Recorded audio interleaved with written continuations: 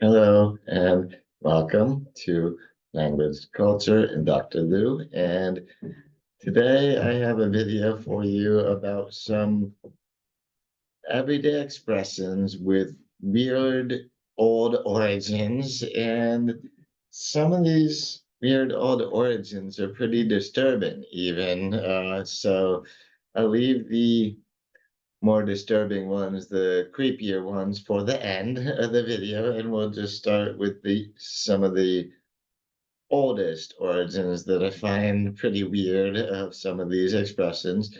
And I do love the weirdness component of things. And a lot of times I find the origins really weird because um, I had no idea where they came from in the first place. And well, let's start with a couple everyday expressions that come from ancient Roman superstitions, which that is weird alone that we would still be saying these things that were superstitions in ancient Rome a couple thousand years ago,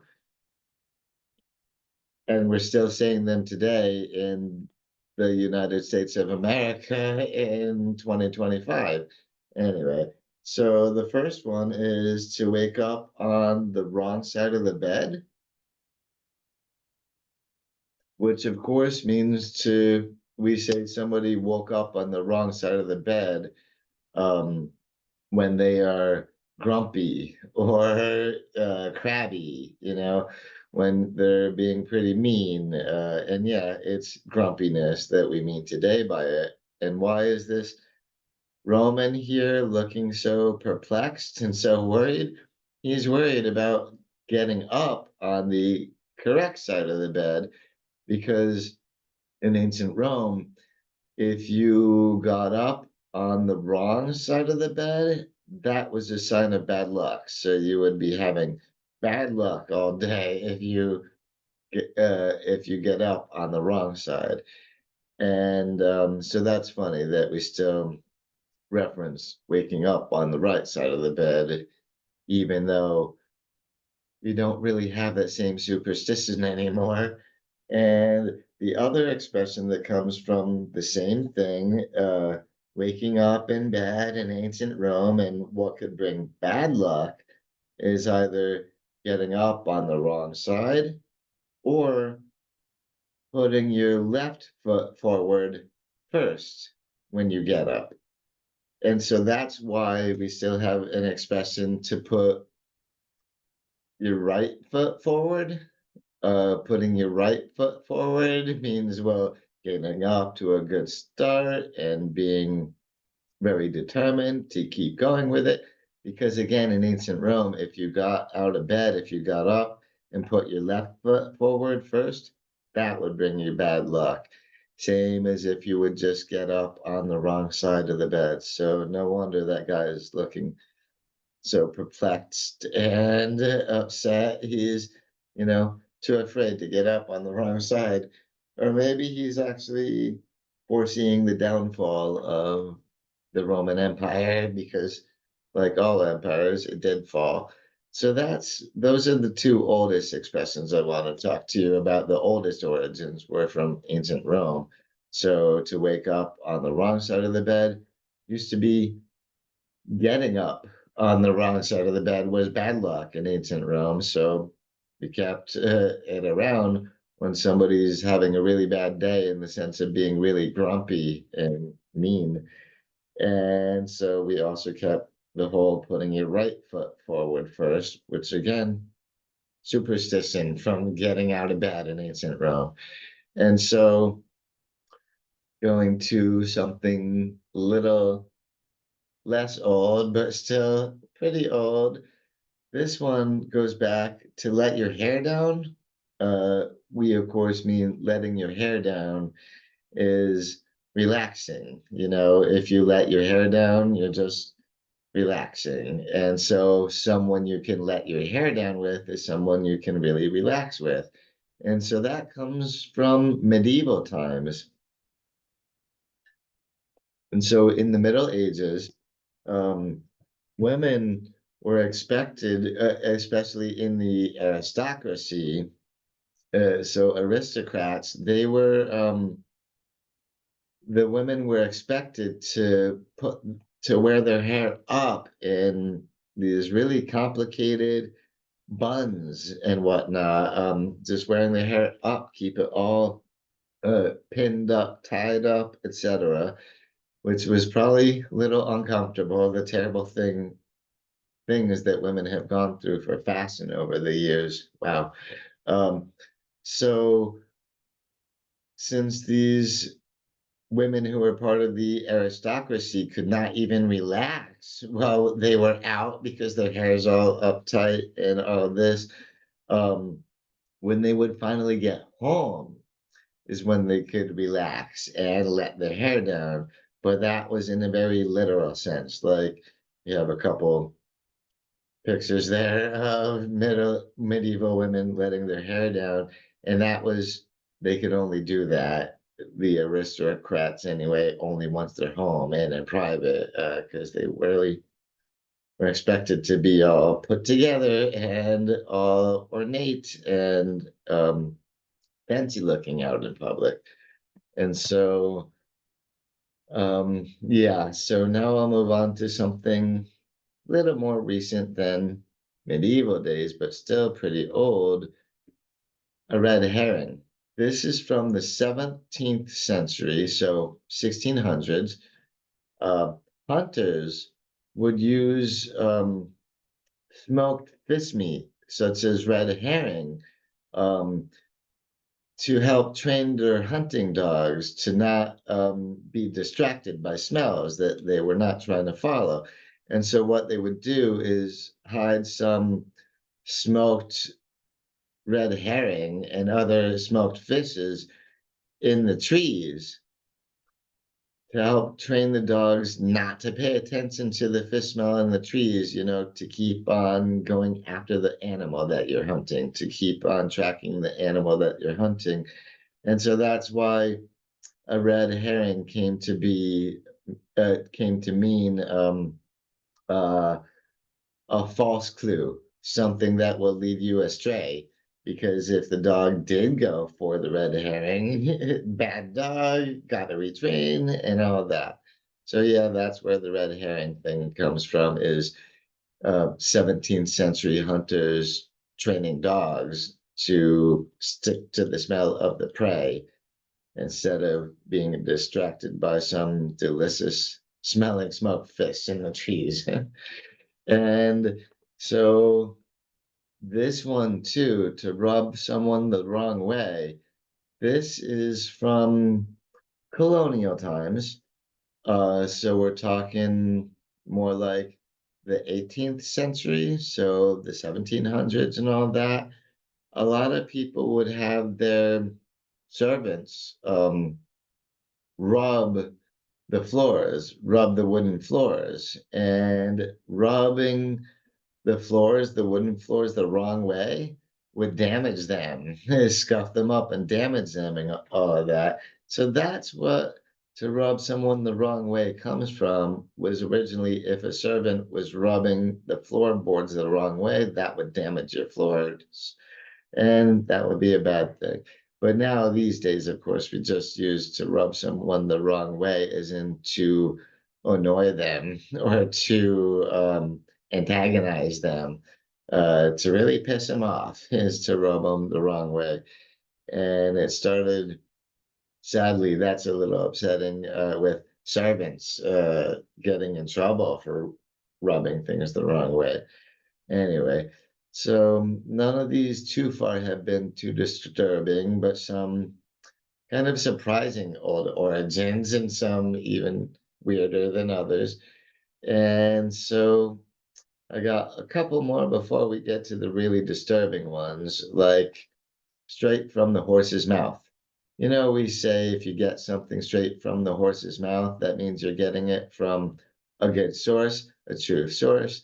You're getting the real truth, the real insider information.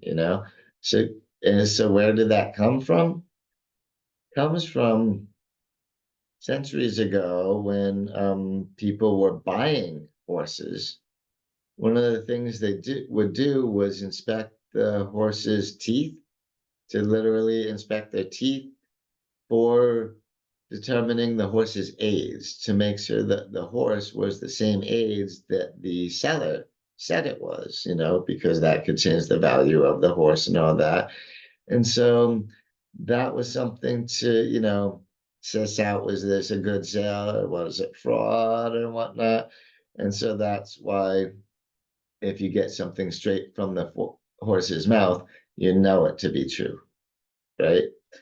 And interestingly, this is also the same practice of inspecting horses' teeth when you buy them, is the same place that the expression to look a gift horse in the mouth comes from.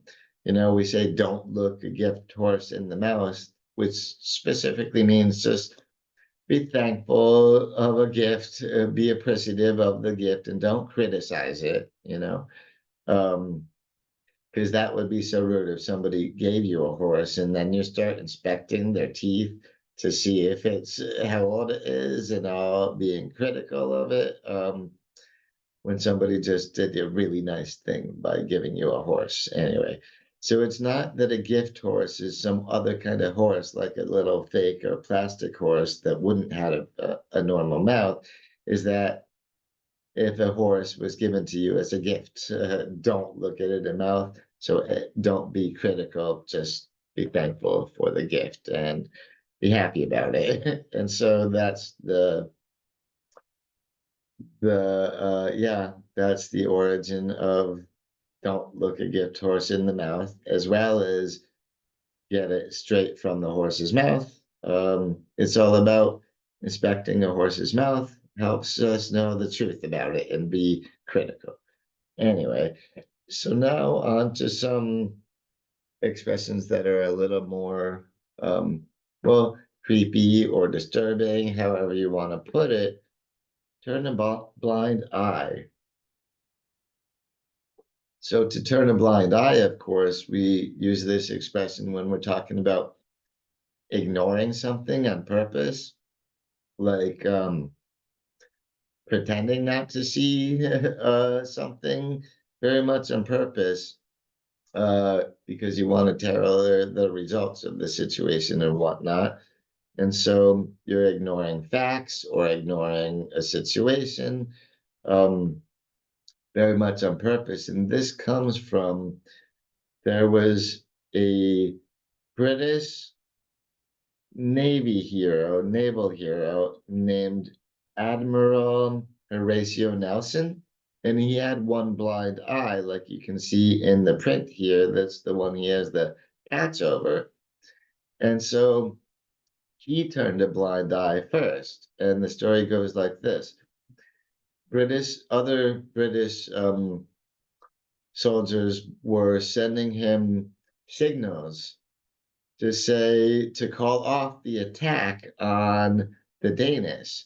See, on the Danes, see, the British Navy was at a little battle with the Danes, with Denmark, and um, Admiral Nelson there, what he did was he put the telescope he was looking with to his blind eye right over the patch, which obviously was not going to see anything. And then he said, "Oh, I didn't see any signal." And so they went ahead and attacked the Danes, and they won over it anyway. So weird moral of the story was, even though he ignored the orders, ignored the signal, he won the little battle and all that.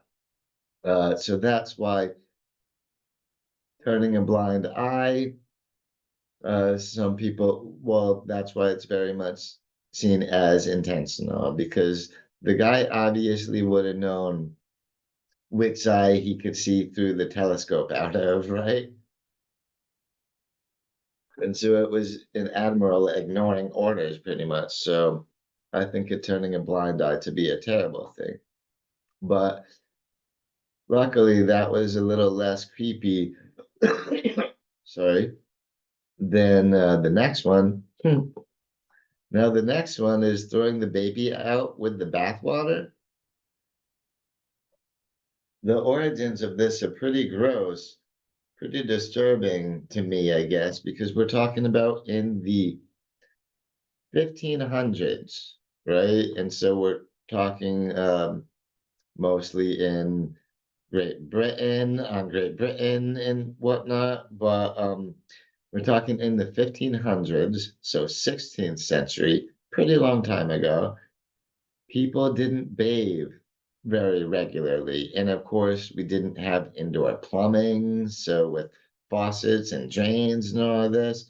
And so they bathed sometimes as infrequently as only once a year. And every member of their family would use the same bath water. So you have this little tub with no drain, so same dirty water stays in, and this water keeps getting dirtier and dirtier the more people have used it. And and even worse yet is the baby would be bathed last of all, because how it went was first the older men would use the bath, and then after them the women, the older women, the ladies. And then after that, the children in order of age. So the very last person to get a bath. So the water was not so warm and not clean at all by the time you're washing your baby in it, which is that's upsetting right there. And so, of course, then at the end, once the baby has bathed and everything, where the whole family has used that little tub of water, it's pretty darn dirty, so you gotta dump it out. You have to dump out the little bathtub. And so that was a real risk of accidentally throwing the baby out of the tub along with the bathwater. And that to me is frightening. I don't even want to think about what could happen to a baby in that kind of circumstance. So no, thank you, because so that's part of the most disturbing thing for me is that this was a real risk that people ran about 500 years ago. And it's even worse because they were bathing their children and babies in dirty water. Yuck, we know better than that these days. So that one, yeah, to me, I found that one, yeah, pretty upsetting as far as origins go, to know that it actually was a real thing that would happen. Babies would get thrown out with the bathwater. Eek. Hmm. And so next one, also pretty creepy. And this was, again, we're going back to the United Kingdom. And until the United Kingdom passed the uh, Anatomy Act of 1832, um, medical schools were getting skeletons from grave robbers. Yeah, like grave robbing, that was a thing back then. And these grave robbers, they would rob the stuff out of the grave, and then they would sell these skeletons they got out of the grave to medical schools to use in their classes and whatnot. And so why we say skeleton in the closet is, a dirty secret. It's something you don't want anybody finding out about. Um, it goes back to the teachers at these medical schools. When there were government raids, the teachers at the schools would hide the skeletons, the ones they got from grave robbers, in the closet so they wouldn't be found and so they wouldn't be confiscated by the authorities. So yeah, that's pretty scary thing that the government was raiding medical schools because they were buying cadavers and skeletons from grave robbers. Eek. It's all some pretty twisted beginnings for it. And so it turns out the term having a skeleton in the closet, it actually started out with literally skeletons in the closet that you, of course, wouldn't want anybody to find out because it was not so legal to buy them from grave robbers. And although the less upsetting part of this is that it's not about murdering anybody and sticking their skeleton in the closet, right? But still, creepy old origins for that one. And this might be the creepiest, the most upsetting origin of all the expressions I've talked about. And this one, you know, the term Die Hard. And yes, it's a Bruce Willis movie. And yes, it's a um battery. But anyway, we got a diehard. That's someone who is really, you know, committed to something. Like they will go all out, and like we have diehard sports fans, you know, diehard fans of certain teams. The people getting dressed up with body paint, going to football games and stuff like that. You might call diehard fans. And what the who the diehards originally were, this is something that, yeah, is incredibly disturbing. This was back when they used to hang people to execute them. If they had been condemned, convicted, they could be hanged. And this was before that they invented the drop hanging, which would mean, well, when you got no floor between you at all, it drops down, and then you know, you hang further down and snap your neck quick and all that. So that was before they invented that. So before they invented the drop hanging technique, what they would do is just hang people from a board pretty well high up, from a beam pretty high up, with the noose around their neck, slip the noose around their neck and hang them up there until, and it would last quite a long time because it was until you ran out of oxygen, until, yeah, until you suffocated to death, which can take a little while. And so, in order to avoid the prolonged suffering of hanging without the drop hanging, um, some people would pay other people. Sometimes the condemned would pay other people to pull down on their legs to expedite the dying process when you're getting hanged. So someone pulls down on your leg, snaps your neck, you're dead pretty quick, suffering over. So the diehards were people who did not pay anybody to pull on their legs, either because they didn't have enough money or because they didn't want to for whatever reason, who knows. So those people were called the diehards because they would actually hang there suffering for a lot longer when they got hanged to death, when they were executed. And so it was a very hard way to die, a very difficult and prolonged suffering way to die. And wow, so that's very upsetting origin to the term die hard, because it was, well, it was about hanging people, and